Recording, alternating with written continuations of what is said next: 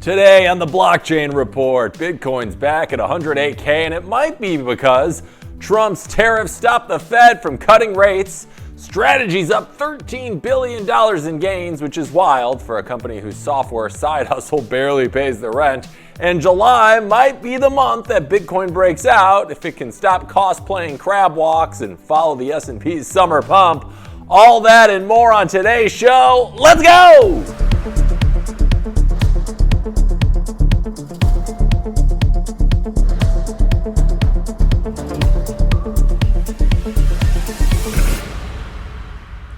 Good morning, my sovereign stackers, Ethereum gas fee survivors, and everyone pretending their meme coin rug was a tax strategy. I'm Hank Hudson, broadcasting live from the tech capital of the known universe, San Francisco, California, where AI is rewriting your resume and your landlord is minting NFTs of your parking spot. It's Wednesday, and as the week limps forward, markets are indecisive, TikTok traders are back to shilling things that sound like energy drinks, and somewhere, someone's grandma accidentally yield farmed on Arbitrum. Now, before we dive face first in today's regulatory labyrinth and pretend like the Fed's latest mood swing isn't already priced in, go ahead and slap that like button like it promised you utility and delivered a JPEG. And follow RoxomTV and me at Hank at RoxomTV on every social platform you doom scroll while pretending to work on that deck you're always talking about. Now, whether you're tuning in from a Miami penthouse funded by leverage, a Wyoming cabin with better broadband than Congress, or a WeWork where no one actually works, refill your cold brew, mute that Slack channel, and let's unpack whatever cosmic chaos the crypto world dumped on us overnight. But before we do, let's take a peek at this morning's market rundown. Let's go. Yep. Oh, we got breaking in. Ooh, what do we have on for us this morning? Breaking news. What do we got back there, Victor? Let's see. Breaking news. Elon, this is coming from the Bitcoin historian. This is Pete Rizzo. Breaking news. Elon Musk just liked an X post that says he's secretly buying Bitcoin. And we're talking about the world's richest man here. Is this a big deal? Yes, of course it is. This guy's got more money than God himself. And remember, last time Tesla started stacking Bitcoin publicly, now this was a couple years ago now, Bitcoin went wild as a result. We've certainly seen a nice little pump this morning in Bitcoin. Maybe it's due to this tweet and a couple other things. Let's talk about it, but let's jump into our market rundown right now. Let's do it.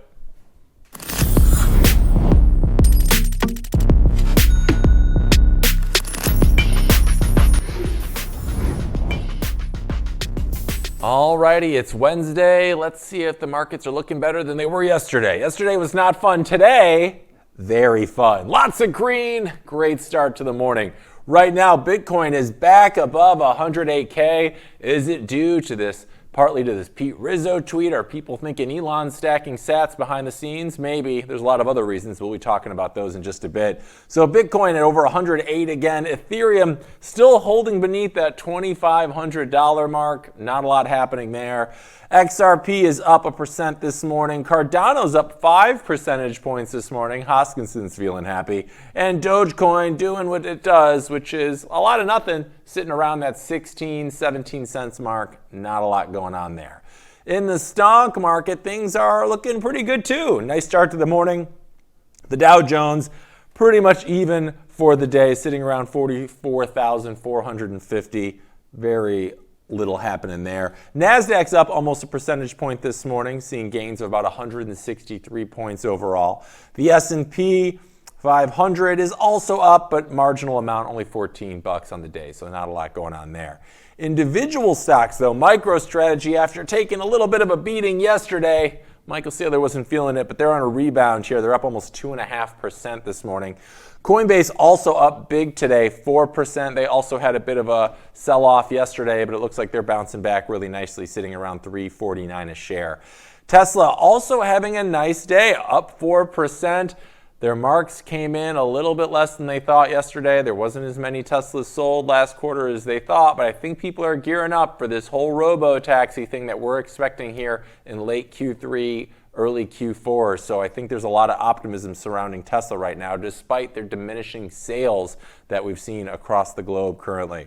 Nvidia, they are up as well, almost 2.5–3% this morning, sitting at $157 a share. And last but certainly not least, we got GameStop. They're hanging out around $24 a pop. Well, we got a lot going on today. We're going to go to break, but when we're back, our top stories, and we're going to be joined by Fernando, the Bitcoin libertarian, to go over all the good news and bad news. So stay tuned for that. We'll be right back. Security matters. Zappo Bank, the only way to bank your Bitcoin. Apply now at zappobank.com.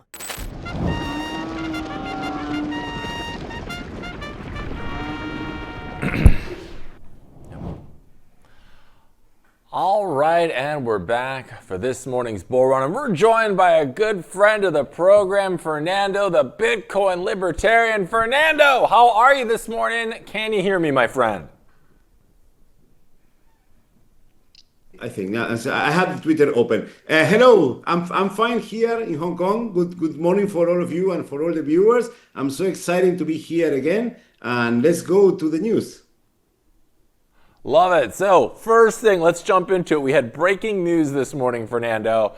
Pete Rizzo posts on X that Elon liked a post that was essentially saying he is buying Bitcoin, but on the sneak, really quietly. And it looks like the markets have immediately moved this morning, and now Bitcoin's over 108K again. What do you make of all this? Well, I think that Elon is not only the richest man on the world, he's one of the smartest people on history. So I think that he should be buying Bitcoin for a long time. And probably this tweet, I don't know what it has to mean, but yeah, probably it's like a signal that says, okay, yes, I'm buying. Now I'm out of the government, and I can say that I'm buying. But I think that Elon is buying Bitcoin for a long time, so it's not a surprise for me. Yeah, I remember. If you remember, just a couple of years ago, Tesla was openly acquiring some Bitcoin. I think they had over $1 billion worth on their books at the time, and then I think they sold some off, and we haven't really heard a lot about it. But I do remember once that news came out, Bitcoin shot up almost immediately after. We have seen a nice little bump this morning back to that 108K level. Do you think we could attribute that to just these whispers of Elon quietly stacking sats in the background? Is it that simple? Yeah, I'm sure that it could contribute to that, because there was not any big news to justify a jump during the morning. I think that this can happen. I remember when Elon was tweeting about Doge a couple of years ago with Dogecoin. Dogecoin was doing pump. I think that all these movements of these people, Elon Musk, Saylor, the people who has money, who has power, can affect the price of Bitcoin. So we can see that probably this tweet or this like that Elon did potentially trigger the pump on Bitcoin.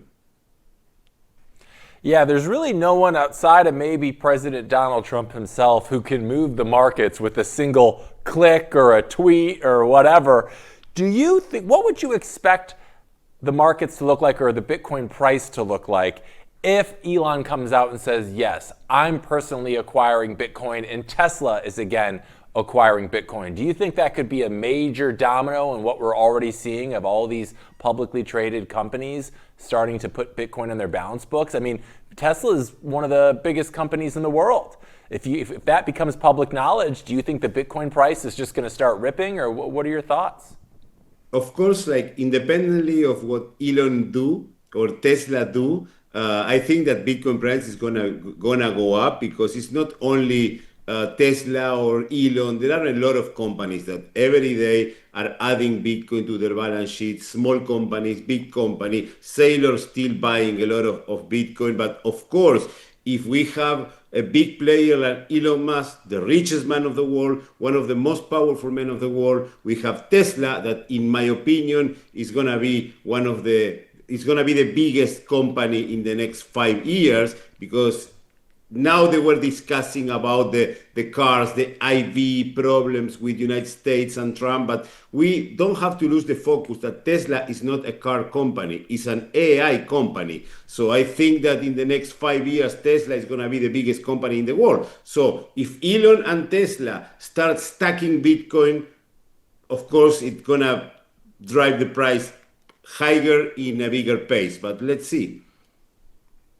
Let's see, but either way, it's got the hair on my arm standing up. It's an exciting morning, and we got a lot to talk about, so hang tight, Fernando. We're going to bring you back in just a second, because I want to talk about this story first, about the S&P and Bitcoin, because despite starting the month with all the excitement of a soggy crouton, Bitcoin is being tipped to finish July very strong, because apparently it's copying the S&P 500's summer glow-up strategy.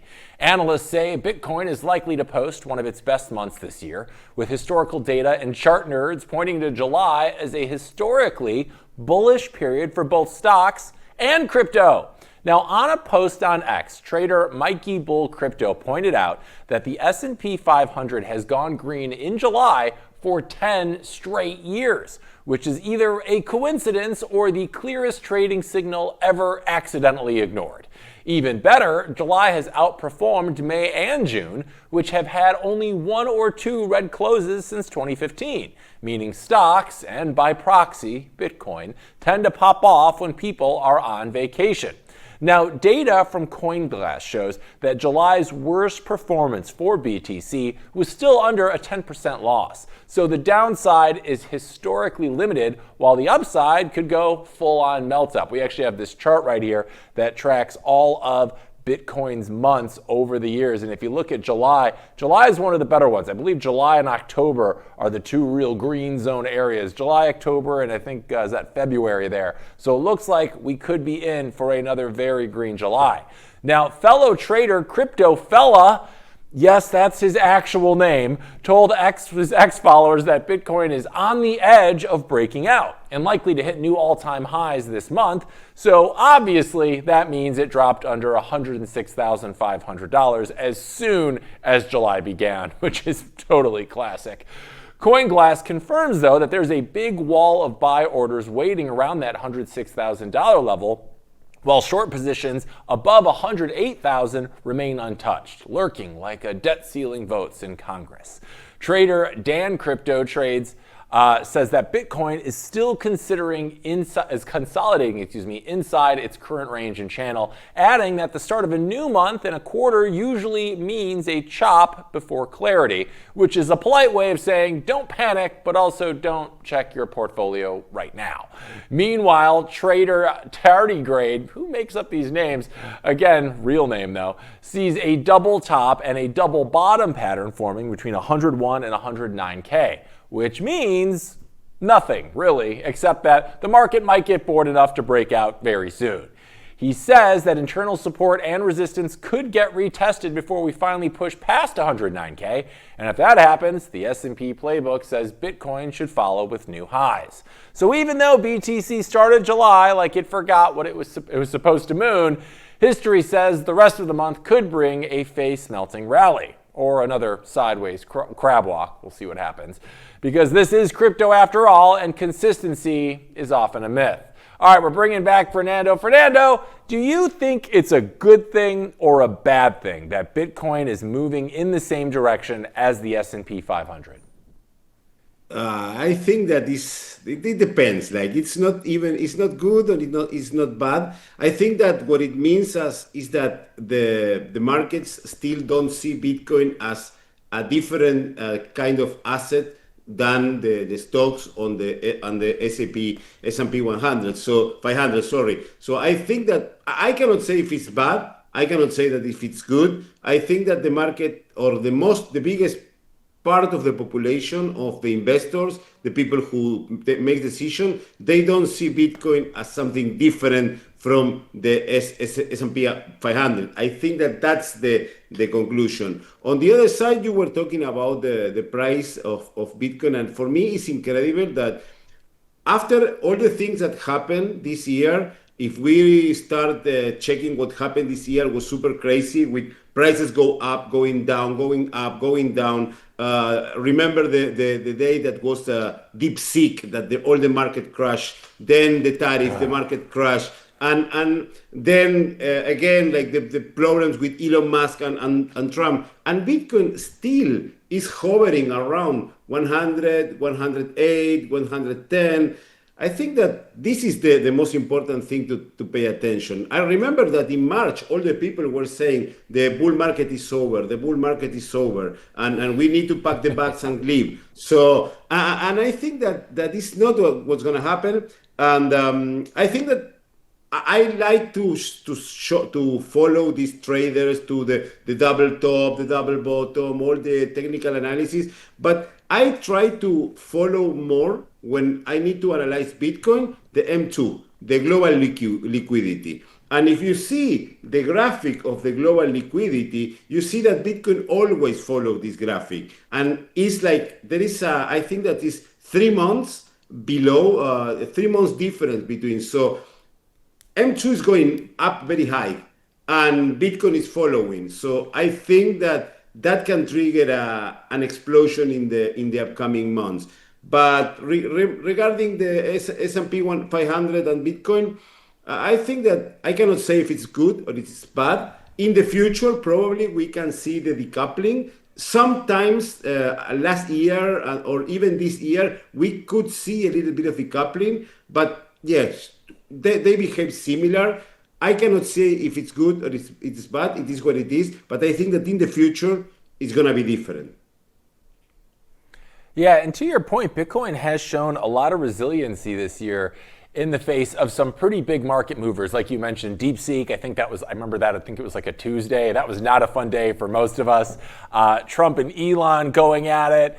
But Bitcoin is still doing what Bitcoin does. It's hanging around, like you said. It's been around that 100K mark for close to 2 months now. So I think it is seemingly maturing as an asset as we see it going through these really interesting macro developments, especially this year has been an interesting one with Trump in office. To your point earlier, though, Bitcoin is supposed to be different from traditional markets, right? Why do you think it's still so closely linked to them? Why is it always seemingly working in accordance with the S&P, with the NASDAQ? Do you have any reasons for why you think that is?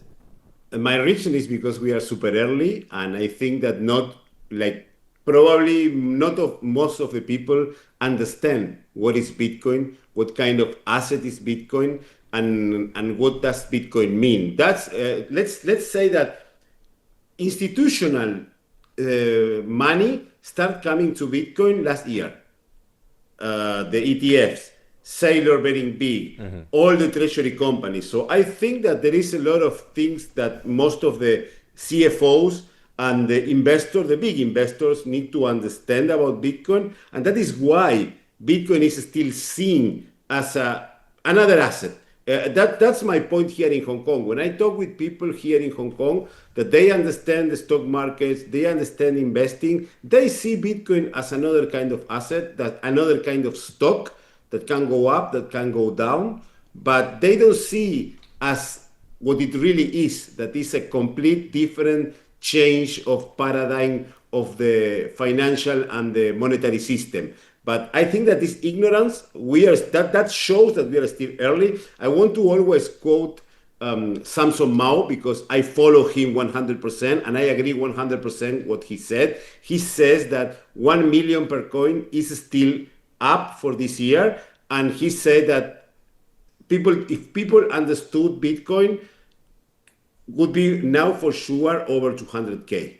So we need to be blessed that Bitcoin is still cheap. But I think that this point, it's not the coupling from the big financial markets, it's because of lack of understanding, it's because we are super early. It's a relative new asset. Bitcoin is 16 years old, and not too many people understand it. That's the big point. We think that we are in the environment of Bitcoin, and we think that everyone understands Bitcoin. And when you move a little bit outside, you see that all the people, most of the people, even the people that are educated in finance, that make decisions, they don't understand what Bitcoin is. So that's why this happens. Yeah, I agree. I mean, I think we've seen it time and again, even with guys like Michael Saylor. Once people take the time to educate themselves about Bitcoin, everybody seems to come to that same conclusion. And that's why we've seen the Bitcoin price, if you scale back, always just kind of do this up and to the right movement. So I think you're right, and I think we'll be seeing more of that as time goes on. You did mention, though, that you think Bitcoin right now is cheap, which I think on a long-term scale, I agree with you. But let's say this month, Bitcoin hits all-time highs. What do you think that reason will be? Will it be because generally July is a good month? Is it the money supply? Is it corporate treasuries? Will it be government regulations? Will it be a combination of all those? What do you think will be the main catalyst driving Bitcoin's price in the month of July?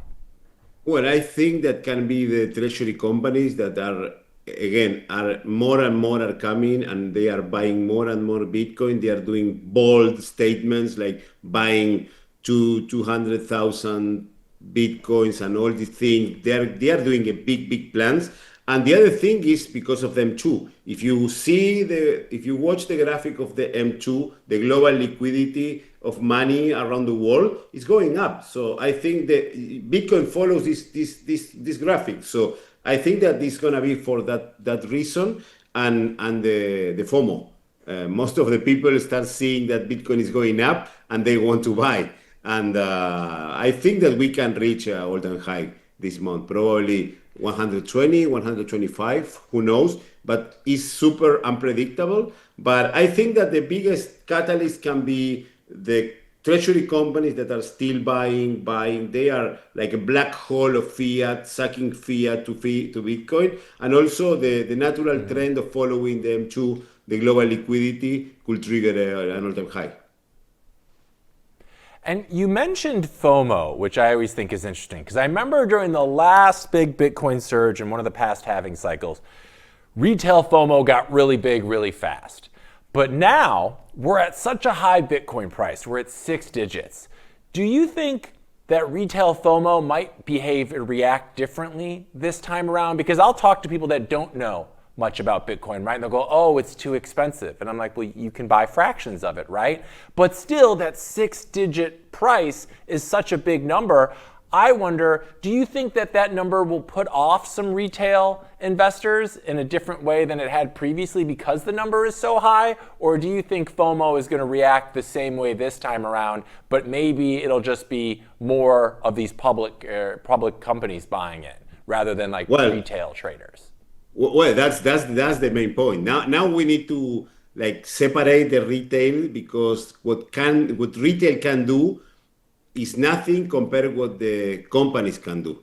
So probably, as you say, I do agree with you that probably normal people say, no, now it's too expensive, Bitcoin, 6 figures. We are gonna wait until go down and buy. And there is not too much retail FOMO now. But the FOMO comes from the companies. The FOMO comes from the treasury companies, that they have a lot of access to capital. They can go to the financial markets and raise a couple of billions of US dollars to buy Bitcoin. So they don't care of the price. And as they see, especially how is the performance on the stock of all the companies that are doing treasury strategy. You see, of course, we all know MicroStrategy or strategy, but you see MetaPlanet, how it's performing. You see the blockchain group in France, how it's performing. Today, I had a talk with a guy from the Smarter Wealth company that is exploding. So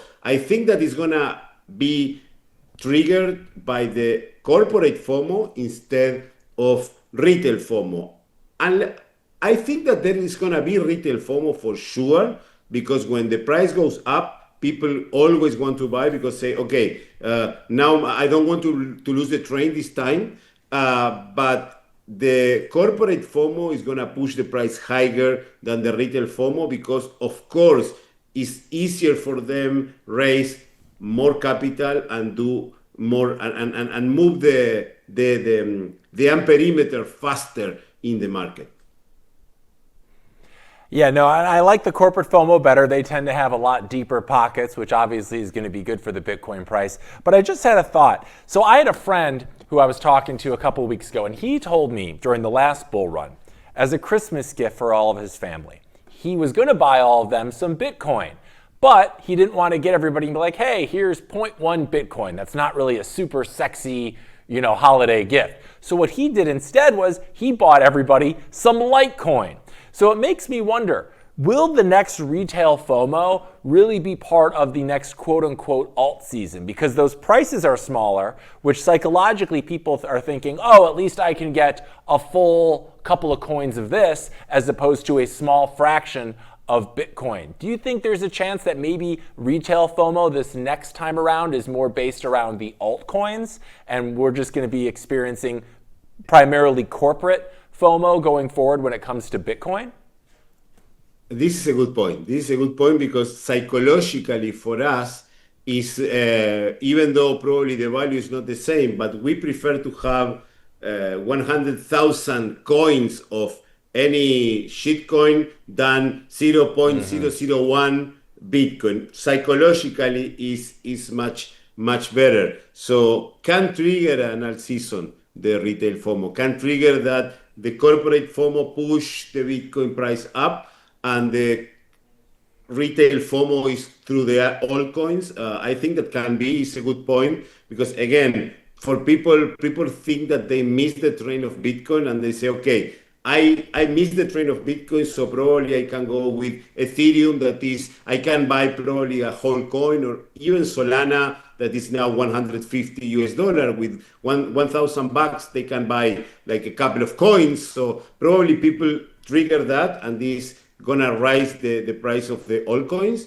But at the end of the day, Bitcoin is Bitcoin, and I'd rather by myself to give a gift in Bitcoin unless it's 1,000 sats instead of giving altcoin. Let me put the example that we did last year. Here in Hong Kong, we have two employees in our office, and last year, every year they do an amazing job. So last year they did an amazing job, a real amazing job. Plus, Bitcoin price was up, reached 100K. So with my business partner, we say, okay, we are gonna give them two bonus, instead of one bonus, we will give them two bonus. So, but I say, okay, but let's do like this. Let's give them one bonus in fiat and the other bonus, the same amount in Bitcoin. Of course, in terms of Bitcoin, was not too much, but was 0.03, whatever. But the point was like, just give you this amount of fiat and this same amount, but in Bitcoin. And I give them the speech. Try to not, you can do whatever you want with the Bitcoin. You can sell tomorrow, but try to not sell. Try to hold for at least 4 years and then compare. So that's, I think that's a good point. Instead of like buying 1,000 Dogecoin or whatever. This is a good point to orange peel people. Yeah, well, that's awesome. I think I need to work for you if you're giving your employees Bitcoin. That's very kind and forward thinking of you. I appreciate that. But I think you're right. Like we're at a point where I think retail is always looking for the higher alpha play when they should just be looking for the apex play, which we both know is Bitcoin, and it's going to go and do what it's doing, and we're all here for it. One last question on this story that I'm super interested in getting your thoughts on. During the show, or this last story, we showed a chart showing Bitcoin's price movements plus or minus over the months, over many years, right? Do you believe in price predictions based on historical data like this, or do you think this is mostly just noise out there? No, I think that the history most of the time repeats itself. So I think that it's a good point to analyze based on historical data and do some kind of prediction. But at the end of the day, are predictions, and scientifically, we don't know what's going to happen. So probably sometimes the history again repeats itself many times, but sometimes not. So I think that is a good way to do a prediction, to do like, for example, I want to invest and I can say, okay, this month is going to be, probably can reach this, can reach that. I can wait, I can do like this, but it's a good, it's not saying, I'm not a big fan of this kind of analysis, even though history repeats itself. But yeah, we have to wait. I think that it's gonna be up, but not because of the chart of this chart of this analysis. It's because of what is happening around the world and the M2, and that's why. But again, all the analysis of the future are valid unless you don't Yeah. say off, and unless you back it with data, not because, oh, I wake up today and I think that Bitcoin is gonna go up because I think. No, if you analyze with data, I think that all them are valid, and again, let's see what happens. Yeah, no, I'm on board with you. And I think now more than ever, I have a hard time trusting charts like this or having cycles because I think we're in just a whole new era for Bitcoin where the rules of yesteryear just aren't in play the same way. Corporate treasury companies are popping up left and right. We're actually getting some legal frameworks and guardrails, especially here in the United States for Bitcoin, and you're seeing it happen in other countries too. So I think we're at a whole new part of the ball game right now. And while these are fun to look at and be like, oh, July's probably going to be good, we got to take them with a grain of salt. So I'm on board with you. Hang tight, Fernando. We're coming right back to you because I want to talk about this Bitwise story because they just dropped their latest crypto market compass report. And the vibe is buckle up because according to them, Bitcoin is locked, loaded, and primed for launch. The firm's sentiment index is now the most bullish it's been since May. But why, you ask? Well, because inflation is cooling, geopolitical tensions are easing, and the Fed is making noise about rate cuts. Also, there's an ETF money flood coming in with $14.3 billion in net inflows to Bitcoin ETPs just this year. Last week alone added $2.2 billion. That's roughly 20,763 Bitcoin. US spot ETFs are riding a 14-day inflow streak. Just 3 more days and they'll break their all-time high record from early 2024. Now, Bitwise says that kind of demand could create significant upside for Bitcoin, and on-chain data, it backs it up. Whale wallets, so that's people holding over 1,000 BTC, withdrew 8,700 coins from exchanges last week, and exchange reserves dropped to 2.898 million Bitcoin. That's 14.6% of the total supply, and spot market selling pressure also dropped from 2.2 billion to 0.5 billion. Meanwhile, the futures market showed a 20,000 BTC drop in open interest. Bearish perpetual funding rates hint at some leftover short bias, but options traders are relaxing. Put call open interest fell 0.59, and 1 month implied volatility slid toward 38%, which all screams short-term pause, long-term boom. Even traditional markets are beginning to loosen up. Bitwise's CROT Asset Risk Appetite Index jumped from 0.31 to 0.49, and just last week, 70% of all altcoins outperformed Bitcoin.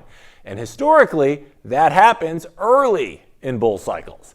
Bitwise isn't just giving a price target either, but their conclusion is quite clear. If we keep getting peace, trade deals, and dovish Fed policy, all while ETF money floods in, Bitcoin could move violently higher and soon. As of press time, Bitcoin was sitting at around 107K when this story was published. But if this perfect storm actually holds, that number might look very quaint very soon. We're bringing Fernando back. Fernando, Bitwise says Bitcoin is in a perfect storm for a breakout. Do you agree or disagree with that? Totally agree.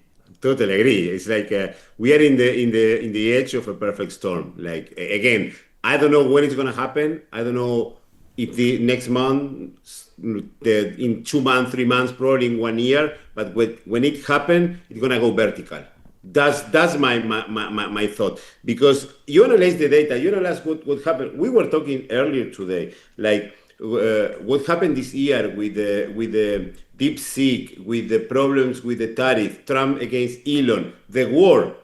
In the last 2 months, Bitcoin was up over 100K, except a little bit of half of a day when United States attacked Iran. So even on the edge of a major conflict with Israel, United States, Iran, involving nuclear weapons, Bitcoin was still at 100. So I think that it's happening, and I agree with I see what you say of the wallet. Yesterday I was checking, like someone was talking about that. Don't remember if it was on X or in YouTube. I was watching that.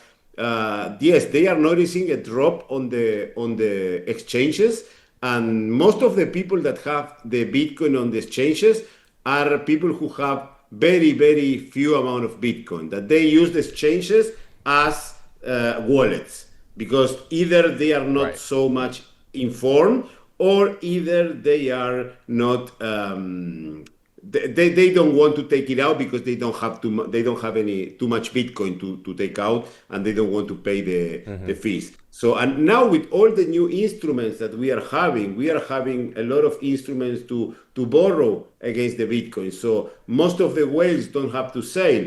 Now the United States approved that you can mortgage against your Bitcoin. You can buy a house against your Bitcoin. What this is incredible. When this new appeared, I said, what the fuck? And Bitcoin is still around 100K. Just we are saying that we can put our Bitcoin and buy a house, putting Bitcoin as a collateral. So it's all the instruments that are now ready, that don't let people sell Bitcoin, with the drop on the exchanges. And when more money comes, because again, I do repeat, because it's not like the M2 is not very funny, because it's like goes up and Bitcoin follows the price. You don't have any fancy analysis. But again, M2, the global liquidity is going up. Bitcoin is following that. And taking all this news that we are seeing in the last months, and everything is in a higher pace. I think we are on the edge of a perfect storm. And as the quote says, gradually, and then suddenly. I think that's what's going to happen. Yeah. I agree. We've seen kind of Bitcoin do what it's done before, which is kind of coil between about a $10,000 mark. So right now we've kind of between 100 and 110K-ish for about the last 2 months. And we're having all of this super bullish news come out. Like you said, people lending money for your mortgages based on how much Bitcoin you hold. Like Bitcoin is getting further embedded and integrated into our financial ecosystem right before our eyes, but the market doesn't seem to be reflecting it just yet. So I agree with you. I think we're just waiting for that next big piece of news that's going to act as the next catalyst for the leg up, although the groundwork for this is already being laid in place and has been laid in place for the last couple of months now. So I got to agree with you. It does bring an interesting question though, and that's, we've been seeing this huge amount of money surge into ETFs recently. Do you think that these ETF inflows help Bitcoin grow the right way? Or does it in a way take it further away from its original purpose? Well, that's of course it triggers the price up, because you are driving money, driving fiat to buy Bitcoin. It's the same that when you invest in a strategy, when MicroStrategy or any of the treasury company raise capital, right? They raise fiat and buy Bitcoin. Of course, if you talk with the hardcore maxis, they say that this was what was not Bitcoin created for the big whales of Wall Street. But at the end of the day, I always say that this triggers the adoption, they triggers the price going up, and more people taking in consideration that Bitcoin exists. So I think this is good for Bitcoin. Although many maxis don't think that it's good, because of course you are like giving away your control. You're giving away the main feature of Bitcoin is control your keys, because you control your keys, you control your property, you control your custody. If you buy an ETF, you are like giving the custody to another person. You don't have the Bitcoin, you have an IOU. But these companies, what they are doing, they are like big black holes that they are sucking money. They are like swallowing money, fiat money, and putting it into Bitcoin. So at the end of the day, and again, this is a very good option for the people who don't want to.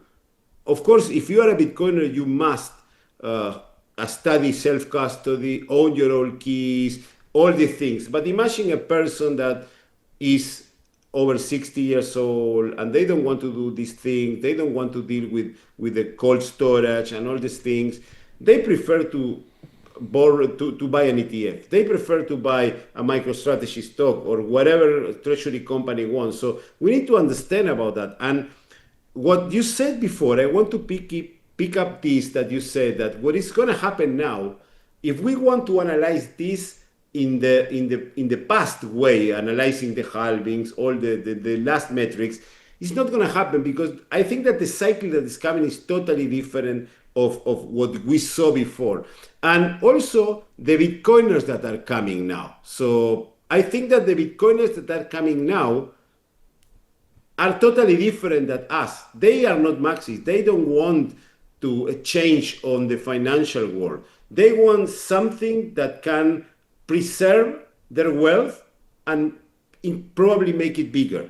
So I think that they are not going to think about the self-custody, the decentralization, the mining. They just want instruments that have better returns than others. And of course, the time will tell that the instruments that have better returns than others are the ones backed in Bitcoin, because all the others that are backed in fiat are melting ice cubes.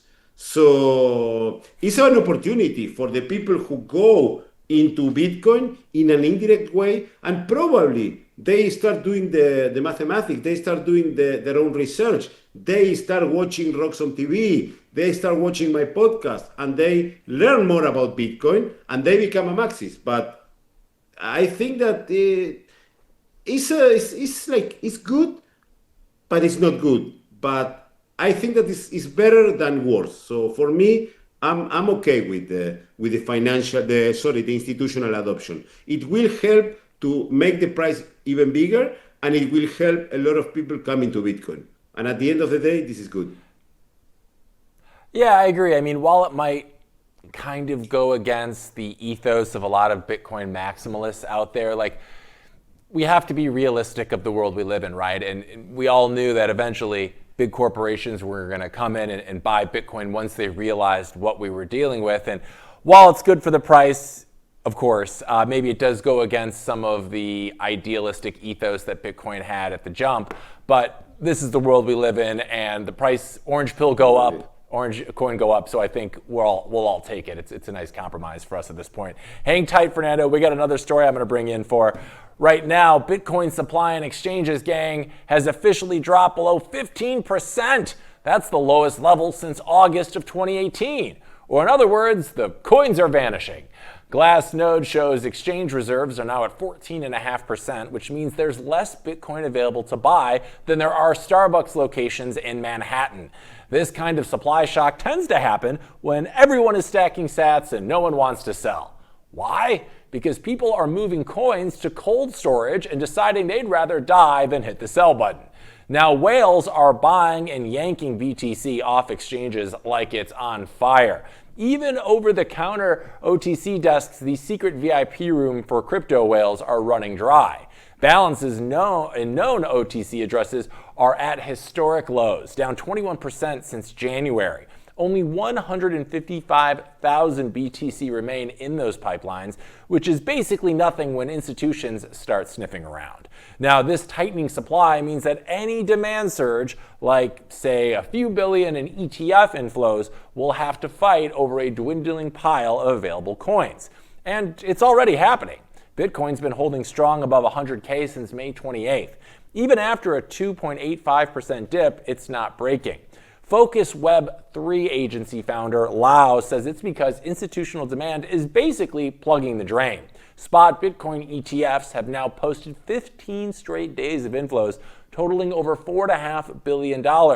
So while exchange balances are in free fall, demand is hitting the gas. And if Bitcoin drops below 100K, CoinGlass says we'll see $6.42 billion in long position liquidations across all the exchanges. But that's looking less likely by the day. Now, with fewer coins available and ETFs slurping up supply, analysts are now throwing out price targets between 140 and 200K. So yeah, supply crunch definitely incoming. If you don't already have Bitcoin, you might want to make friends with someone who does, or learn to draw convincing JPEGs of it, because the real thing, it's vanishing and fast. We're bringing back Fernando. Fernando, what does it tell you when less Bitcoin is sitting on exchanges? Well, that's we were talking about that before. And again, as there are less Bitcoin available to buy, because now the whales don't have to sell. You can borrow against your Bitcoin. You don't have to sell, because probably in the past, a whale that had a lot of Bitcoin can say, okay, I can sell a little bit and take my profits and buy a big house or a car or whatever. Now it can lend, can get money borrowing against the Bitcoin. And as you said, more and more institutions, more companies are raising money to buy Bitcoin. And when there is a lot of demand and the supply goes down, it's economic law. We know what happened with the price. So this is something that we are seeing it in the last months, that the amount of Bitcoin on the exchanges is going down, down, down, down, down. And I think that sooner or later it will crash. And my advice for everyone is try to stack sats before it happens. When it happens, it's going to be crazy. Oh, indeed. And Fernando, one thing I love to talk about are price predictions. They're always changing. There's always new information available. Considering where we are right now, with new guidelines being put in place for Bitcoin and stablecoins in the United States and other countries far and wide, if demand for Bitcoin stays high and supply keeps shrinking, what do you think will happen to the Bitcoin price by the end of 2025? Where do you think we're headed? Well, I think that I'm a big, as I always say, I'm a big follower, and I agree 100% with Samson Mao. But we can see Bitcoin price so high as 1 million per coin. But being more realistic, I think that I've been saying this just even before the Bitcoin reaches 100K. So I was thinking that this cycle, and I don't know if we are going to see a cycle, but I follow a very, very good analyst that is called James from Invest Answers. And he says that the bull market will see the top in October, November. And from like last year and before, I was saying that probably this cycle we can see some 80 at between 200 and 300K. So I think that this can happen with the conditions that we have now. So I think that we can see these prices by the end of the year. But on the other side, I still think, as Samson Mao says, 1 million per Bitcoin this year is not so crazy. Of course, it's not so probably, but it's not crazy. But if I have to take, let's see, the realistic way, between 200 and 300 can be possible. Oh, I love those numbers. If you were here, I'd give you a big smooch with numbers like that, Fernando. What? It sounds like we got some breaking news, Fernando. Sit tight. What do we got here, guys? Let's see here. We got some breaking news. All right. Let's see, what do we got? Victor, what do you got on tap for me, buddy? It says BlackRock's Bitcoin ETF drives more revenue than its S&P 500 fund. Wow. Fernando, what do you make of that? The BlackRock's Bitcoin ETF is driving more revenue than its S&P 500 fund. The ETF for BlackRock is not that old. I believe it's the fastest growing ETF in history. What does news like this say to you about Bitcoin's adoption in the corporate and financial sphere right now? Because what is backing, what is behind the Bitcoin ETF? Bitcoin, the biggest and the strongest and the most perfect asset ever created by humans. And behind the S&P fund is fiat. So of course, Bitcoin will always defeat fiat. It's not a surprise for me. It's a surprise probably for the Bloomberg analysts that they have a fiat mentality. But for me, it's not a surprise. It's something that, of course, it's what's going to happen. Yeah. Do you feel like this has happened faster than you anticipated, or are we right on schedule with how quickly these Bitcoin ETFs are exploding? I mean, fastest growing ETF in history, and it's been less than a year, I think, right? Yes, it's like more. No, the Bitcoin ETF started, I think, in April and in I think in February something last year. So it's more than 1 year Okay. with the ETFs. Little bit.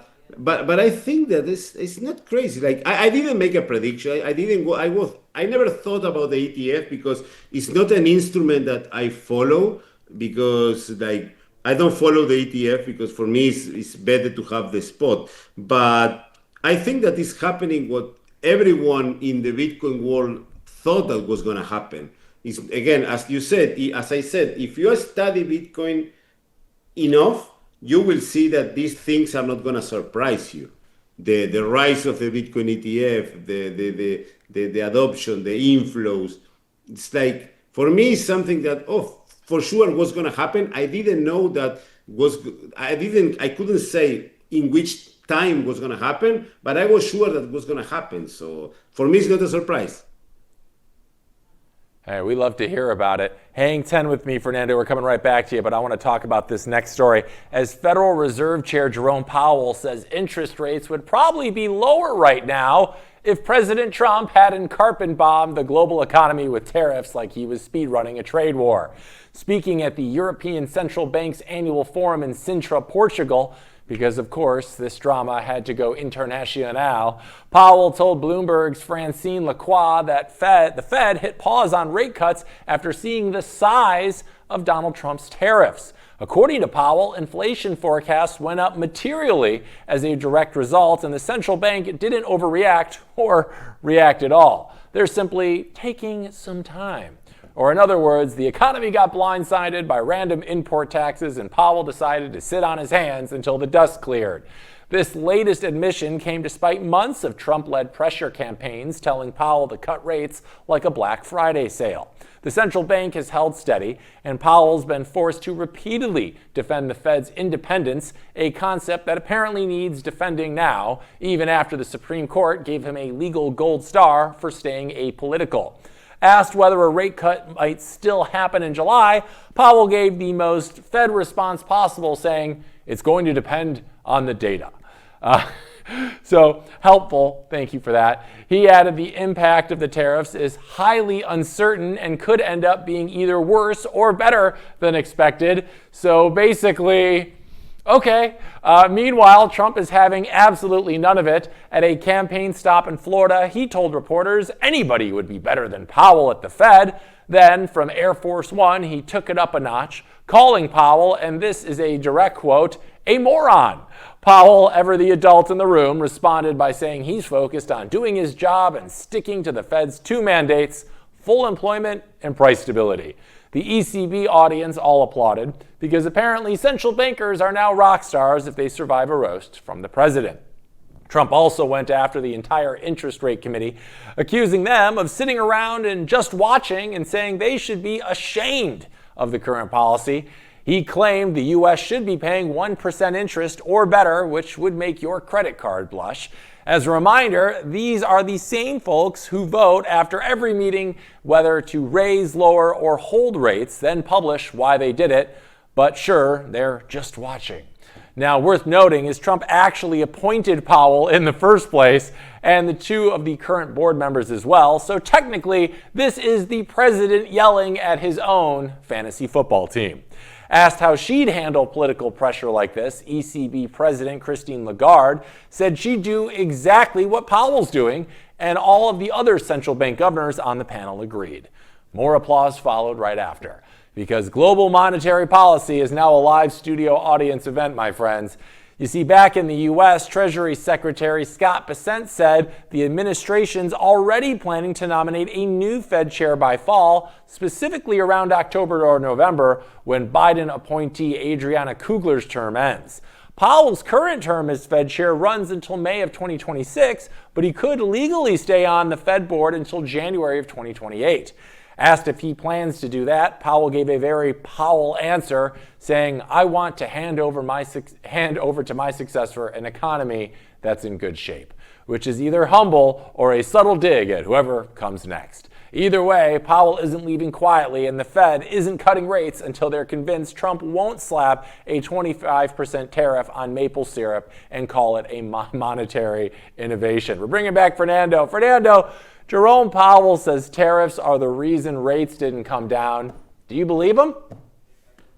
I think that I was checking Polymarket yesterday, and there is like a 86% chance, according Polymarket, that they are not gonna drop the rates. So I think that at least in this meeting they are not gonna reduce the interest rate. But let's see how much can Colin Powell play with that, because Trump, I think that he wants a reduced on the rates of the interest rate of the rate cuts he wants. So let's see if Colin Powell can do something, because of course I think that he sees inflation with the tariff, and he needs to do this monetary policy game that when inflation goes up, the rates goes up, and when inflation goes down, probably the rates can go down. But let's see. According to Polymarket, there is not going to be a rate cut, but anything what happens.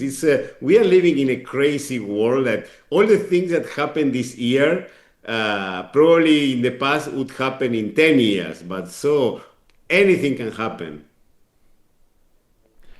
Ain't that the truth? But I will say, Fernando, we are so happy to have people like you out here helping spread the good word and educating people so that they are ready for all of the craziness that we have been experiencing this year. It's guys like you that are being the change we wish to see in the world, and we certainly appreciate it. And we appreciate you for joining us again on the Blockchain Report. It's always a pleasure talking shop with you. If people want to learn more about you and all of the cool things you're doing in your own podcast, where can we send them, Fernando? Well, our X account is the Bitcoin, THE Bitcoin _, and our YouTube channel in English is the Bitcoin, THE Bitcoin Libertarian, and our Spanish channel, because we are doing also broadcast in Spanish, that is my mother language, is the Bitcoin Libertarian ESP. So that's our main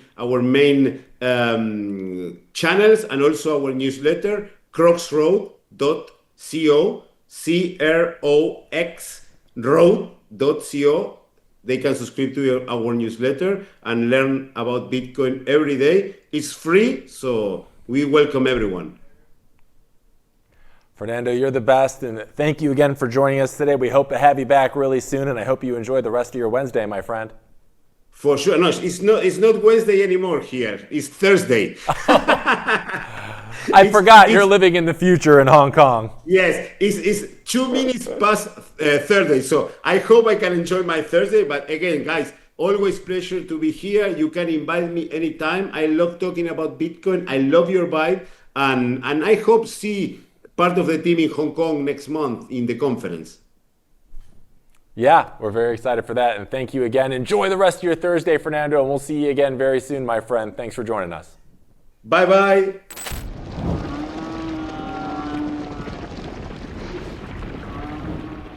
All right, guys, welcome back to this morning's Bull Run, and thank you to Fernando, the Bitcoin Libertarian. Always a pleasure having him on the show. And we've got another amazing guest for you today, and I'm really excited about this one because our guest is one of the sharpest minds exploring Bitcoin's deeper meaning. He's the host of the Bitcoin Matrix, a podcast that dives headfirst into the cultural, economic, and philosophical implications of Bitcoin, and he sat down with some of the biggest thinkers in the space. By day, he's a high-level finance and accounting consultant, tackling complex challenges for Fortune 50 companies and startups alike. But by night, he's helping listeners wake up to the revolution happening beneath their feet. He's a strategist, a CPA candidate, and a hell of a communicator. Please give a big Blockchain Report welcome to the one and only Cedric Youngelman. Cedric, welcome to the show. Wow, this is quite the ovation you're getting. They love you. How are you on this Wednesday? I'm great. I'm doing awesome. It's bright and sunny here, so I'm excited to be here with you. This is exciting. Amazing. Where are you currently? Southwest Florida. So it's sunny here every day, pretty much. So maybe we'll get a little rain soon. But yeah, no, sunny Florida. It's lots of sunshine, freedom, and great proximity to America. So. And golf. The golf there ain't too shabby either. You got a lot going for you down there. I get the appeal. It looks like, Victor, we got some more breaking news. Yeah? You want to? Same one. So yeah, we want to bring that up here again. Cedric, you may have seen this morning, news came out saying that the BlackRock spot Bitcoin ETFs are actually bringing in more money than their ETF inflows from the S&P 500. What does that signal to you? The iBitShares ETF, I believe, has only been happening for about a year and a half. It was the fastest growing ETF of all time, and now it's bringing in more money. What does that signal to you going forward? Is corporate adoption here to stay? Like, what do you think? Yeah, so two things. I mean, I just spoke to senior ETF analyst at Bloomberg, Eric Balchunas. He was on my show recently, just speaking to the enormous, tremendous growth of the Bitcoin ETFs. I think you see that here. I did dig into this a little bit. The second thing that it says is that the fees are still a little too high on the Bitcoin ETFs. So I think they're charging 25 basis points on the Bitcoin ETF, and they're bringing in around $189 million per year. That's sort of the back of the envelope math done in the article. And that means that the S&P 500, they're charging about 3 basis points. So they're bringing in about a little bit less, but way less fees. So it speaks to the enormous growth of the Bitcoin ETFs. But there's still a lot of room for those fees to come down for retail investors to benefit from that, I think. So. Mm-hmm. Well, yeah, very cool. We appreciate you sharing your conversation with Balchunas. We know he's a big player in the space, so it's cool to get some information from basically the horse's mouth, so to speak. We've got a lot of stories to cover, so I'm going to ask you to sit tight for 2 seconds. We're going to go over this story, and then we're going to talk about it. Sound good? Sounds good. All right, so President Trump's one big, beautiful bill squeaked through the Senate in the most 2025 way possible, a 50-50 tie broken by Vice President J.D. Vance, who now officially has the most dramatic job in all of Washington. The bill got slammed by both parties for being a weird buffet of healthcare cuts, sketchy AI regulation avoidance, and good old-fashioned tax breaks for the already tax broken. Democrats, they hated it. 3 Republicans, they didn't like it too much either. But the rest voted it through after a 24-hour Senate session because nothing says functional democracy quite like caffeinated lawmaking at 3 a.m. Senator Cynthia Lummis tried to sneak in a provision to fix crypto taxes for miners and stakers because apparently taxing proof of work like it's a lemonade stand still doesn't sit right. But her amendment never even made it to the floor. So now we have a passed bill, 0 crypto tax fixes, and a whole lot of legislative maybe next time. Alaska Representative Nicholas Begich said he would have liked to have seen that, which is politician speak for, well, it is what it is. Lummis said the bill isn't perfect, but it's a step in the right direction, which basically means she had to choose between something dumb or nothing at all. Now the bill goes to the House, where Republicans have a narrow majority and Democrats are sharpening their Instagram captions. Senator Elizabeth Warren already lit up social media, accusing Trump and friends of writing Meta a $15 billion check just for existing while cutting health care. Totally normal behavior.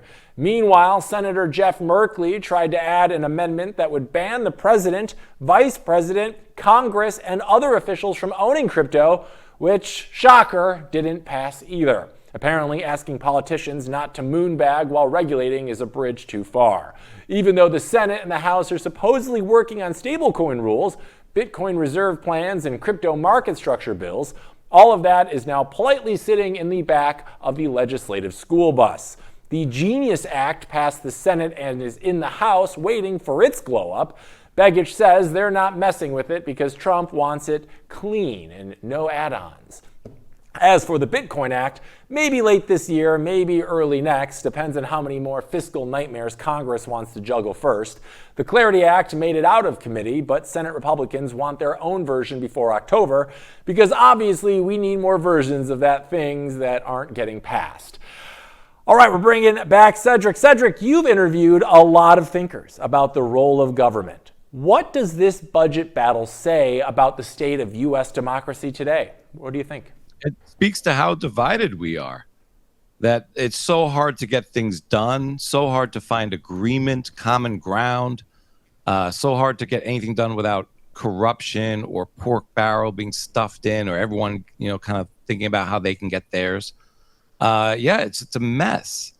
This is really unfortunate that, I don't know how many years of my life have I seen this same play kind of play out over and over, where they squabble, and it's 4 or 5 senators always that cross lines to make this closer than you would think it would be to get anything done in the country.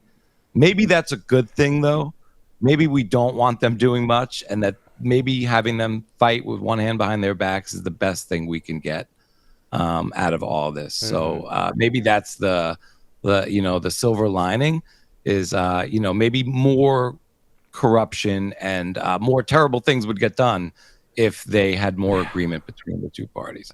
It seems like they do agree on really one thing and one thing only, which is to just keep issuing and spending more money, printing more money, and issuing more debt. So they do seem to agree on that each and every time, even if it's at the last minute. So make of that what you will, so. Yeah, spending money seems to be the last vestige of any kind of bipartisanship that we really see in Congress these days.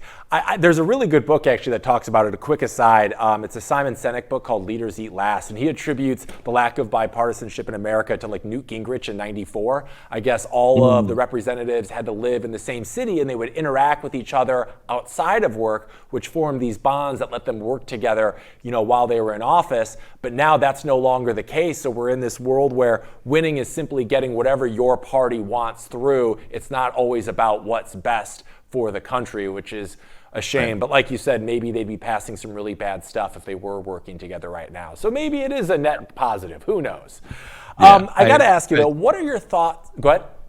No, I try to see the positive in it, and they're stalemated for a reason, and may they be stalemated forever, maybe. We'll see. It's a shame nothing productive gets done, though. It's hard. Yeah. Sorry to interrupt. Yeah, no, Congress always moves at a snail's pace. No worries. We got a little bit of a delay here, so you're doing great. I do want to ask you, though, what are your thoughts on Senator Merkley's failed attempt to ban lawmakers from owning crypto? Do you think politicians should be allowed to hold the assets that they're regulating? I think they should be allowed to hold the assets that they're regulating. But I think that this is really getting at a sort of insider trading. And I wonder how much of that pork being stuffed into these bills is them sort of speculating or getting out ahead of the knowledge that if they get their things passed, they would profit from that directly. Mm-hmm. So, maybe there's credence to lawmakers not being able to hold certain assets, maybe especially assets maybe they regulate on or propose or, drive bills on or what's it called, committees. So, I'm not well versed in that area, but I think it would be hard to find people who would want to do civil service for America and to then have to ask them all to sell their assets before going into Congress. And I do think that, I want politicians to hold things like Bitcoin so that they're aligned with sort of, Bitcoin ideals and, sort of issues. So, my first instinct is I'd want to see as many people hold Bitcoin as possible. I agree. It's one of those things where if you're holding something and legislating on it, the idea of insider trading or doing what's in your own best interest because you have that information, like I would expect that from anybody to do that, right? But there's got to be some kind of middle ground where legislation isn't being impacted so fundamentally by people's own personal interest. I don't know what the answer to that one is, but hey, if they're holding Bitcoin, they're at least aligned with you and I. So, a lot of us have noticed how well Nancy Pelosi has done, or her husband has done as a hedge fund manager. And, that's astonishing and disgusting. So I understand people who are trying to fight that sort of corruption or insider trading. I'd have to think a little bit more thoroughly about, how all of that works and what sort of system we should be on for our, civil servants. I'd have to think a lot more deeper on that. But you do want to eliminate sort of, corruption, conflicts of interest, and insider trading. Yeah, totally. And I think that'll probably come as we get some of these guardrails in place. But as we spoke about in the story, we have things like the Genius Act and other crypto bills that are kind of stalling in Congress right now. Do you think we'll ever get any kind of sensible legislation, or will Bitcoin always live outside of the political machine in some way? I think that the machine will continue to sort of bend towards Bitcoin, and we'll get incrementally better legislation as we go. I think that's maybe the optimist in me, or being hopeful. Things seem to be going in a much better direction for Bitcoin, and I think that's predicated on them needing to grow the stablecoin market for various reasons. Stablecoins are now the fifth, I think, largest buyer of U.S. Treasuries, and they really need to continue to issue Treasuries, hopefully at lower rates, I think is what they would want. So they need a buyer. And I think stablecoins are a great heat sink for all the treasuries that they would love to issue, and even reissue or re-up so I think trillions are coming due in July here that need to be refinanced in U.S. debt. So I think that stablecoins will push and be the spearhead for all of that. And then I think stablecoins help extend dollar supremacy around the world. They're able to enter markets that the dollar is not allowed to be legally used in. Stablecoins have better reach. So it'll help perpetuate sort of dollar dominance and dollars as a reserve currency for, I think, decades to come. So I think there'll be a lot of... Do you think... Yeah. No, I'm sorry to interrupt. Yeah. No, I was going to say, and that seemingly is something that I think the United States wants, right? I mean, I think they want to keep the dollar as it's kind of an interesting thing, right? Like, we want to keep it as the international reserve currency, but we do have Bitcoin. We're talking about putting it on the balance sheets of the United States itself. Like, how do they work that balance? Like, yeah, they have to embrace Bitcoin because it's becoming something that you can't ignore, but you also, maybe it is best for the country to keep the dollar strong. Like, what do you think the United States is trying to do? Like, is Trump purposely trying to put off legislation because he's not really sure yet? Or what are your thoughts? Oh, I think they're trying to move as fast as they can to level the field and make it much clearer for banks and other entities to get into the stablecoin market, to issue stablecoins, to avoid paying interest on that issuance, so that they can buy treasuries. I think they're moving as fast as they can. I mean, it's not a very easy apparatus to move legislation through, as we were just talking about. So even the desired bills are very difficult to get forward quickly. And maybe that's still a good thing, because this is still 16 years into Bitcoin. So if they take another 16 years to figure out the next, different things, that wouldn't be an eternity in the development of a monetary good. So, I do think time is still on our side there. It's very early. But I think that it's important for them to win the global currency war. So I think the most astonishing factoid I've come across recently is that it costs the United States government, I think, 7 cents to produce or issue a $100 bill, whether that's digital or physical. And think about that profit margin. That's the greatest business in the world. So they don't want to lose that business whatsoever. So everything they do is predicated on sort of protecting that monopoly from defense to banking, all the regulation, politics that we see, and to keep us as frogs boiling in the pot. I mean, they got to keep inflation relatively sane.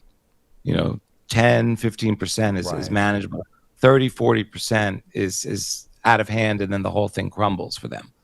And they don't get to issue those $100 bills at 7 cents. So, that's a good point. I mean, getting new legislation into like you said, we're still very early on in this new assets, maturity process. It's going to take time, and it's already moving. If you look at only 16 years at a pretty rapid pace, considering the effect it's having on the world right now, and we're really seeing it in 2025. more so than we had in previous years. Hang tight with me, Cedric. We got another story we're going to bring you back for in just a sec, because Bitcoin is doing that annoying thing where it just sits between 100 and 110K like it's waiting for someone to say the magic word. Glassnode says that this tight little range is thanks to mid to long-term holders deciding that now is a great time to cash in and pay for that beach house. Coins aged 3 to 5 years realized $849 million in profit. 7 to 10 year coins took home $485 million. And even the 1 to 2 year crew decided it was time to treat themselves with $445 million in realized gains. Altogether, daily realized profits hit $2.46 billion, with a 7-day average of $1.52 billion, which is comfortably above this year's $1.14 billion average, but still well below the absolutely unhinged $4 to $5 billion peaks from late last year. Now, despite the sell pressure, Bitcoin hasn't budged much, which is kind of the point. It's absorbing the hits like a heavyweight prize fighter made of digital gold. Crypto quant analysts say the movement of old coins isn't bearish, it's actually a normal thing during bull cycles, and if anything, it's a sign of market maturity. Apparently, metrics like spend output age bands and binary coin days destroyed are all blinking green, which sounds complicated, but basically means older coins are moving in predictable bull market-ish ways. The coins held for 1 to 3 years are also waking up, which Dent interprets as a leadership change. The old hodlers are handing the baton to newer, possibly more reckless hodlers. Now, here's where things get a little spicy. July is historically Bitcoin's best month because apparently Bitcoin loves fireworks and BBQ. Now, since 2013, Bitcoin's posted an average return of 7.5% in July, including a ridiculous 24% gain back in 2020 when the world was melting down and Bitcoin said, "I'm built for this." And the S&P 500, it just had its highest monthly close in June. So if correlation is still a thing, we could be looking at new all-time highs above 112K just this month. Technical analyst CryptoCon says Bitcoin's been in a 195-day sideways grind since December 18th, with only 36 days of meaningful price action, which is both depressing and kind of hopeful if you squint. They call this cycle 4 ranges expansion, which sounds like a yoga pose, but is apparently part of a historical pattern where nothing happens until everything does. Now, if that pattern repeats, the next breakout could send us straight to 140 to 150K range in about 30 to 40 days before Bitcoin goes back to doing its best statue impression. We're bringing back Cedric. Cedric, long-term holders are finally cashing in. Do you see this as a sign of a maturing market, or should we be worried about this trend? No, that's a good sign. It's more distribution of coins. But I think we should, thank these OG Bitcoiners for carrying these coins for 10 years. And some of them, honestly, I think are just, from what I talk to people on the show and behind the scenes, OGs are tired. It's hard to hold Bitcoin. Like you're saying, out of 189 days or something like that, only 35 meaningful days of activity, and probably 34 of those were down, right? Bitcoin's either sideways or down 350 days a year. It's brutal. And, a lot of these people have been holding for 10 years, back when it was the riskiest, craziest thing they ever could have bought.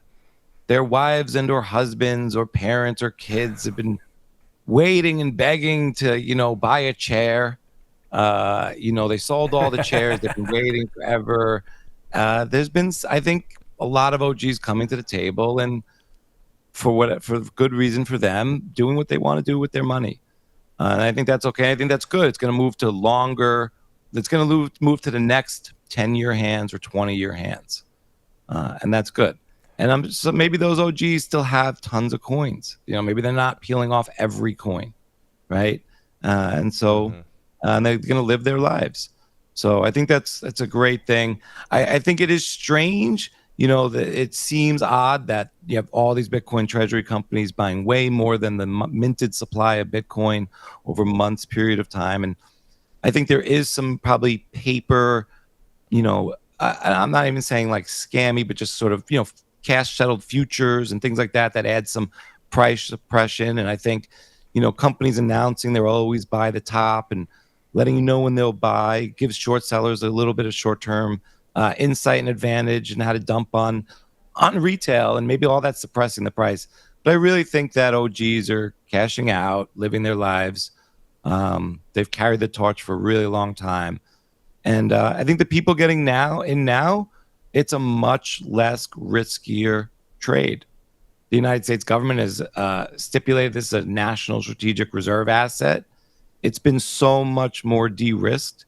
Even in corporate America, in the CEO suite, in the C-suite, it's not as risky for a controller or a VP of finance or a CFO to say, hey, we should stack some Bitcoin on the balance sheet as a reserve.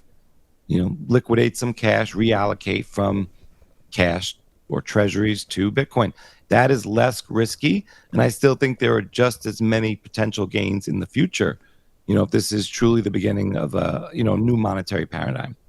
So yeah, I think you're right. And OGs have really earned it at this point. I remember when Bitcoin shot up last cycle to 69, then it was down to 15. And I was feeling sick for days and days, and everyone was asking what was wrong with me. I'm like, it's just Bitcoin, man. So those of us that have been in this space have certainly earned a little cash out if we are so inclined. But I think you and I both know you never sell your Bitcoin. Yeah.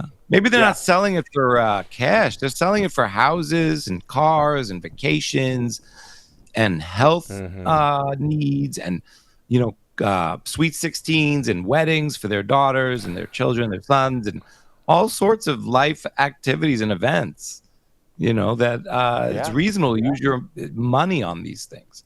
Bitcoin, if you think about it as savings technology, you hope never to use your savings, but sometimes you're going to have life events, good or bad, that you're going to want to dip into your savings.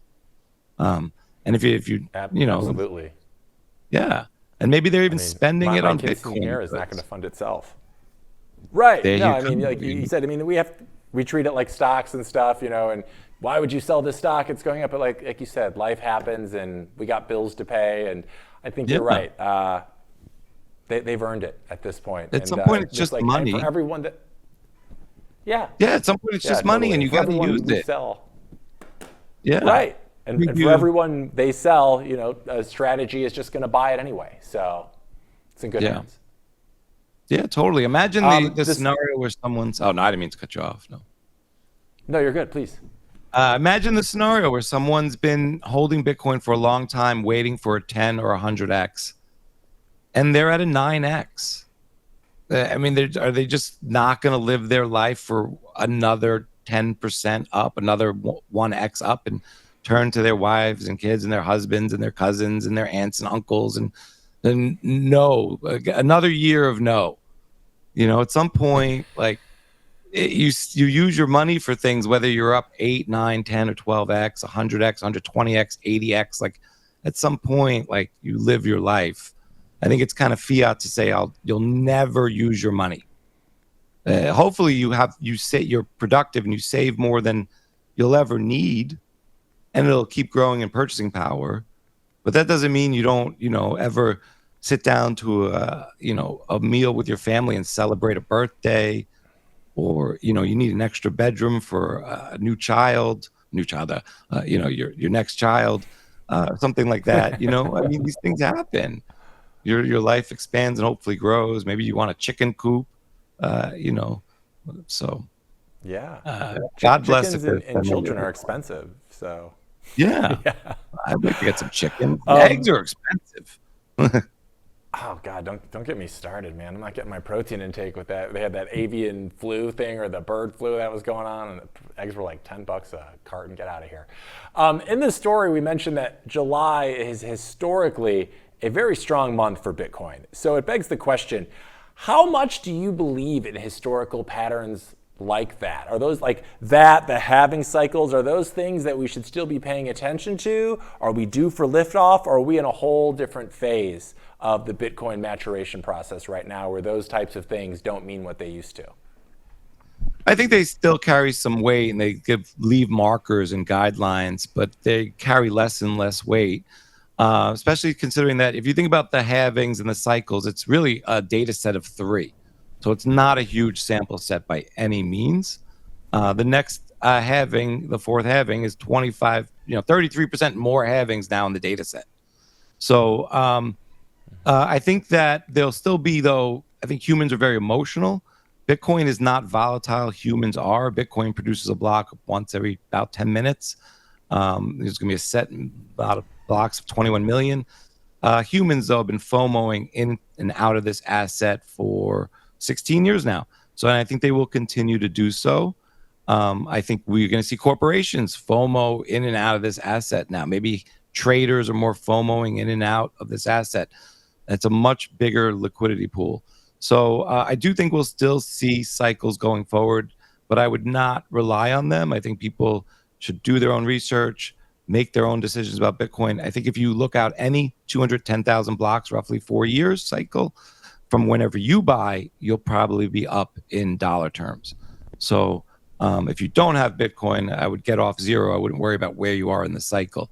If you're thinking about sort of maybe allocating more to Bitcoin, maybe you want to think a little bit about the cycle a little bit and where we are and where we might be. But I wouldn't trade or bet based on what happened in the past, as past is not a guarantee of what's going to happen in the future. Yeah, no, I agree with you. I think great. We stack some more sats there. Just now. Yeah, no, yeah, well, those charts are fun to look at and kind of give us an idea. I think right now, personally, we're in a different phase where those things are going to be getting kind of phased out a little bit. We didn't have institutions buying Bitcoin in mass for their own treasuries the way we had before. We actually have government regulations and guardrails seeming to be put in place. So I think we're at like a whole new era right now where those are fun to look at and get some kind of general idea, but I don't think the old rules quite apply the way that they used to. We got one more quick question for you in this, Cedric. We're going to take a quick break before we go into our deep dive with you. We mentioned this earlier on this story. There's a lot of older coins that seem to be moving, or OG holders that are cashing out, and we have new investors entering in the space. How do you see the philosophical core of Bitcoin evolving as a result of this movement? We got OGs kind of coming out, but we got a lot of new people coming in. Is Bitcoin evolving? Is the philosophical core different now? Yeah, it seems like, to me, it seems like it's being diffused and it's evolving into less about sovereignty, freedom, and independence, and more about the gains. And maybe that's just a signal we're at the beginning of another fervor. But it seems like a lot of the latest entries into the Bitcoin sphere come through these Bitcoin treasury companies, which I think is, not direct exposure to Bitcoin, doesn't give you the qualities of Bitcoin, and is much more lends itself to trading. So it seems like there's less of the ethos around cryptography, privacy, security, self-custody. We talked about the biggest buyers of Bitcoin are the Bitcoin ETFs. That's not self-custody. So it seems like the ethos is changing.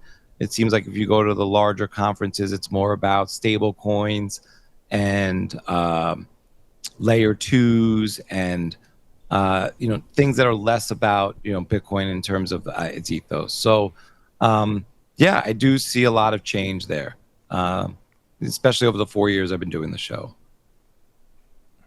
Yeah, love it. Love to hear about it. And we want to hear more about it. We're going to take a quick break, Cedric, but when we come back, we're going to do a deep dive. We're going to learn more about you, what you're doing, and all the exciting stuff that you're a part of, because I know our audience is just itching to learn more. So everyone stay put in your seats. We'll be right back with Cedric Jungelman and more Blockchain Report right after this.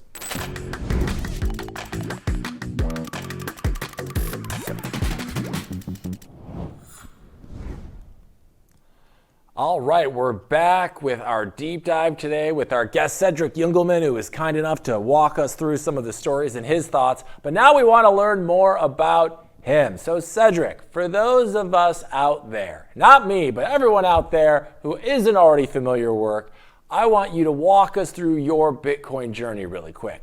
What first got your attention? What was your orange pill moment like?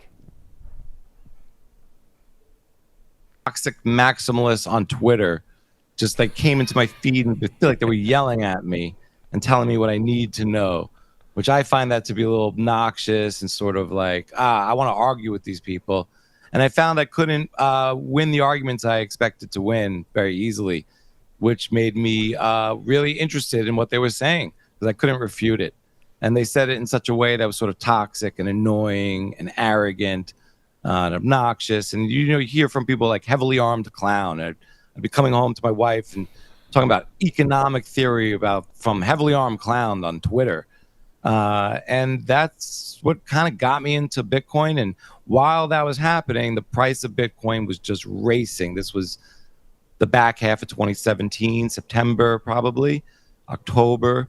And I'm just watching this thing race in price, and people talk about how it's going to the moon and how it's the only scarce thing on the planet.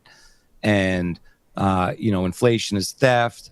And these were just a lot of things that I hadn't questioned in a while. And I love to learn. So I was stimulated and irritated. And I started doing my own research. And part of that was just buying some sats, some skin in the game. That helped me learn some more. I started kind of using, buying. When I went to buy my first sats, the price of Bitcoin moved so much while I was waiting for my wire to get to the exchange that I couldn't afford as much Bitcoin as I had hoped.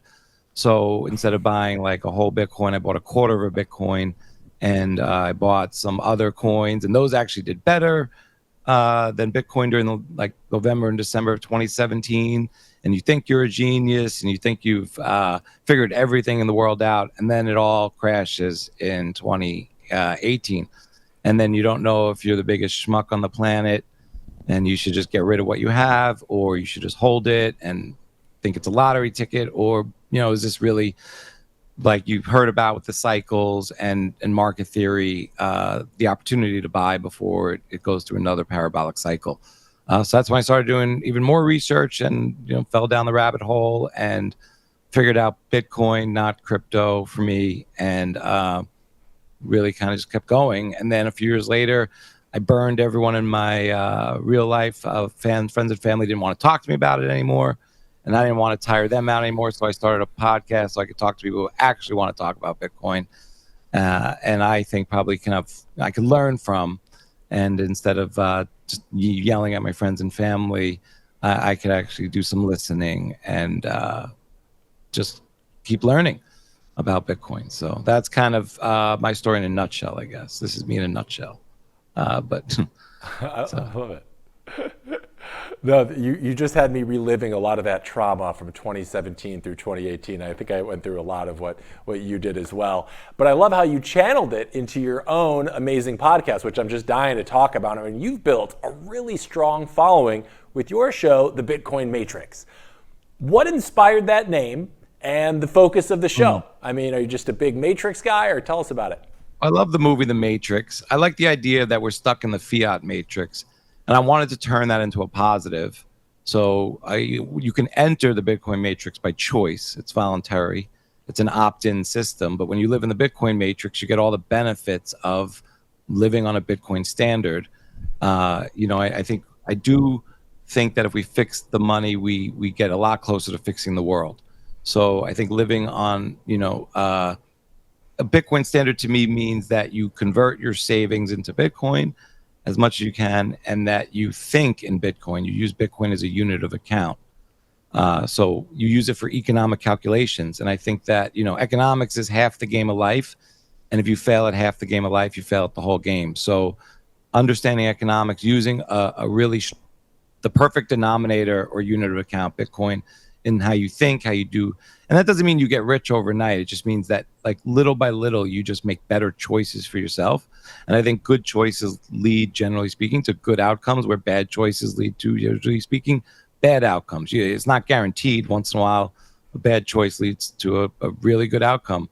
But generally speaking, you want to stick with the odds. So I think I wanted to explore that. And I wanted to look at the whole world through a Bitcoin lens, which really meant just question everything, be a truth seeker. So we could look at health, we could look at economics. We don't have to just study the blockchain or the time chain. And then I was inspired during COVID to just spin up a show in terms of learning a new skill. I was losing a lot of time outside the house where I would listen to podcasts. So now I was stuck in the house. I could talk to other people. I wanted to show my kids that you could do something with technology on your own. And I wanted to show them some sort of entrepreneurial pursuit. And I figured, also my wife started listening to podcasts. So I wanted her to stop listening to other podcasters, why not listen to me? And so that really boiled down to like, worst comes to worst, even if I don't publish these conversations, or even if no one listens to them, or they're terrible, like my children would have a time capsule of my questions and hopefully some great answers. But at least what I was trying to find out in the world and figure out would give them maybe a map, I hoped. Maybe not the answers, maybe not find the treasure, but something about what Dad was thinking. So I love that. There's my channel. And what I really, yeah, we've got it up right there. And what I really love about your channel specifically is, and what it's kind of known for really, is the philosophical depth in all of this. So I wonder, how do you see Bitcoin as more than just money? Let's get into that a little bit. I'd love to hear your thoughts. Well, I see it, as time. I mean, you asked like how I got into Bitcoin. The thing that really got me into Bitcoin was this battle with inflation.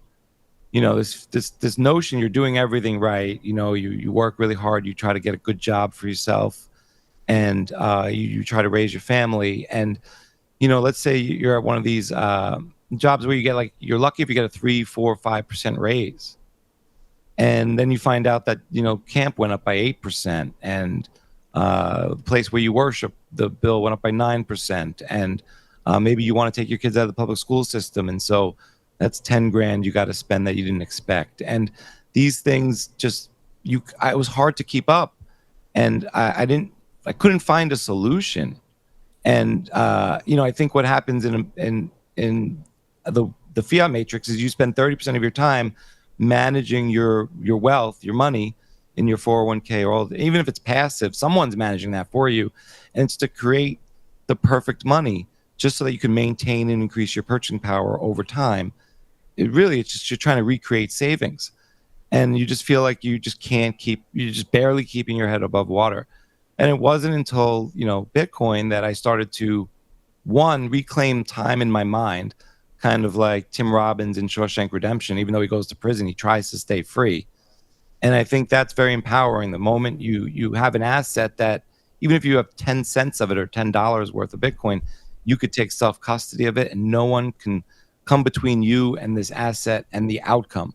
No one can mess it up for you politically, culturally. You can't have someone can't really backstab you. You can't be ruined by insider trading or knowledge.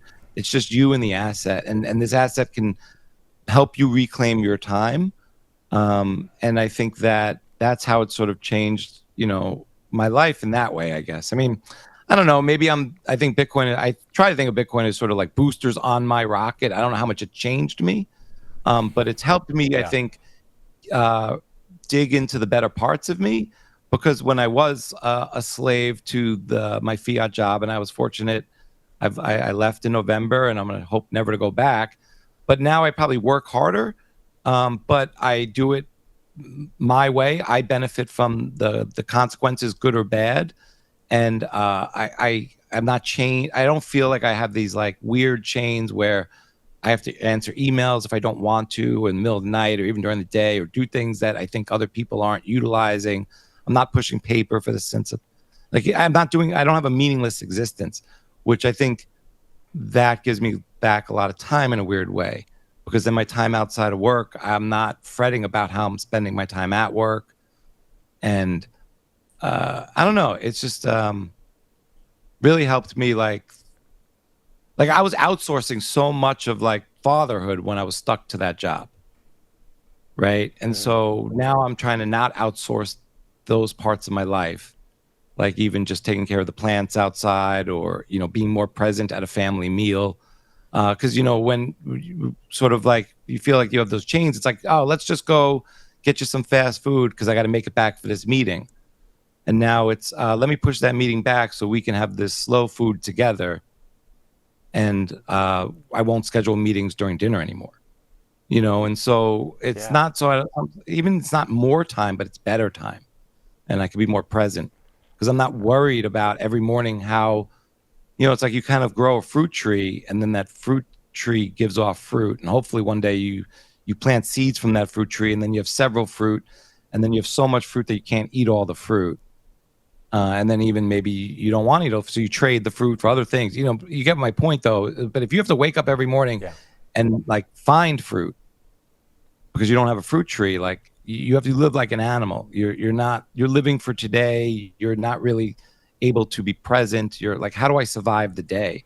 So all of a sudden, inflation wasn't putting me in this position where I was fighting to survive each and every day. And now I could sort of like live my life less like, like an animal and more like a human, more civilized. I don't know how to explain it. I wasn't prepared for that question. I'm so sorry. No, you're great. I love that. And you said something in there. I think you said it didn't like change you, but it helped you. I think you said find the best parts of you or something. And it's so interesting to hear someone talk about Bitcoin in a more philosophical sense rather than just a monetary revolution. It's a way we can kind of think about our lives differently and how we're allocating our time and what we're prioritizing. And it sounds like it's had a big and very positive impact on you. And I'm just so glad you're out there spreading that message so that it can do the same for, millions and billions of other people out there. And I think it is, slowly but surely. Before we let you go, Cedric, I know you got a busy morning. I want to make sure our audience that hasn't had enough of Cedric Youngelman yet knows where to go to find more. So I know you've got your amazing podcast. Where else can we send them? Where can they get the best of all the things that you're putting out to the world? So you can find me on X at Ced Youngelman, CEDYOUNGELMAN. Also, you can find the show at _Bitcoin Matrix on X. We're on Rumble. But I've also started a new live show Tuesdays at 8 p.m. called Bitcoin Center. It's like part of the interruption. We have a set of topics, and my co-host Paul Tarantino and I, the CEO of Byte Federal, we sort of argue, fuss, and fight about each of the latest topics of the week. It's a lot of fun. It's about a half hour on Tuesdays, so that's the other place you can find us. We're on Twitter at Bitcoin Center as well, or _Bitcoin Center. That's our newest endeavor. But yeah, you can find me on X, ranting and raving. Follow at your own risk. Love it. I love it. In the PTI of Bitcoin, are you Kornheiser or are you Wilbon? Which one? I'm probably Kornheiser, I guess. That's a tough one. I love it. They're both funny, though. They're both great. They're both good. Wilbon and I went to the same high school, so I've got a soft spot for him. But Kornheiser's funny. Yeah. I saw him on the street years ago, and I flashed him the sign. It was our team was the Wolfpack, and he couldn't have been nicer. Great guy. Cedric, it has been an absolute pleasure having you with us on the Blockchain Report this morning. We really appreciate your insights and your expertise and your unique way of looking at the Bitcoin world and everything that it can bring to our lives. And I just can't thank you enough for joining us today. It was a real pleasure. Thank you so much. This was a lot of fun. I really appreciate it. All right. We'll hope to see you again soon, Cedric. Enjoy the rest of your week, my friend, and we'll be back in just a sec when we wrap up today's show with a little bit more Blockchain Report. Stay tuned, everyone.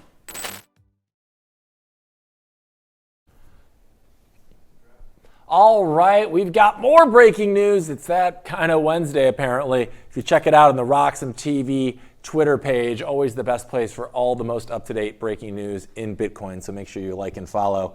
We have a notice from the U.S. Federal Housing, the FHFA, saying that them and Fannie Mae and Freddie Mac are calling on Congress to investigate Fed Chair Jerome Powell. It says today the director of U.S. Federal Housing and chairman of Fannie Mae, Freddie Mac, and William J. Pulte issued the following statement. I am asking for Congress to investigate Fed Chair Jerome Powell, his political bias, and his deceptive Senate testimony, which is enough to be removed for cause. Jerome Powell's $2.5 billion building renovation scandal stinks to the high heaven, and he lied when asked about the specifics before Congress. This is nothing short of malfeasance and is worthy of for cause. As Senator Cynthia Lummis reported, Powell made a number of factually inaccurate statements to the committee regarding the Fed's plush private dining room and elevators, skylights, water features, and roof terrace, and that this is typical of the mismanagement and don't bother me attitude of that Chair Powell has always shown. Chairman Powell needs to be investigated by Congress immediately.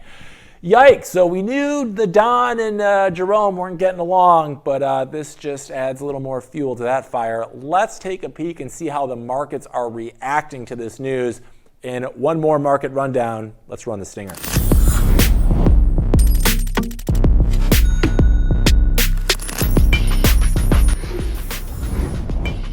All right, well, the markets seem to be loving this. Okay, Bitcoin back above 109K right now at around 109,500-ish. Big boost on the day. We're up 3.5%. Ethereum's getting in on the action. They're up nearly 6.5% this morning. XRP is up. Cardano is up almost 10%. And Dogecoin is up nearly 9%. So, lot happening in the cryptoverse today, boys and girls, and we appreciate you, as always, for tuning in with us here at the Blockchain Report to talk about it. We're here every weekday morning, 8 a.m. PST. As always, thank you for watching and tuning in. Make sure to like, follow, and subscribe to RoxomTV and me at Hank at RoxomTV on all platforms that are worth visiting. And we'll see you tomorrow for more crypto chaos and Bitcoin bedlam right here. Thanks for joining. See you mañana.